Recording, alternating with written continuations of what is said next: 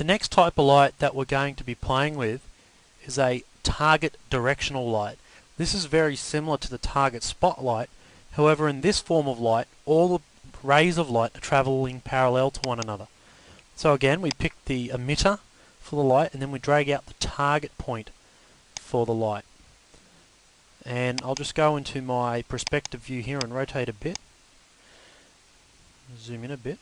If I now render this, you'll see that we're getting a very similar effect to the target spotlight, except the light source is only as big as the emitter will allow. It doesn't fan out on the edges. Again, all the different controllers are there for the light. We can change the color of the light, the brightness of the light, the way in which it affects the surface objects. We can exclude objects from the light source, which you can do to almost every form of light. So now the sphere is no longer accounted as part of that light source. I'll just put it back in. We can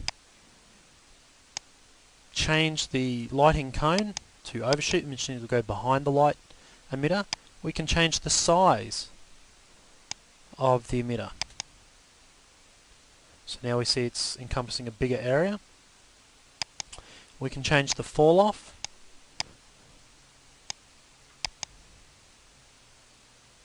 So we have a softer edge on the edge. We can change the attenuation properties. Again, just like a target spotlight will. Here we can see only the spheres getting enough energy falling on it to actually see what's going on there. I'll just turn these off. We can change the shadow properties, ray trace, whether they're on or off. We can map it, and the shadow parameters, the bias. If we're using shadow maps, how harsh the edge of the shadows are going to be.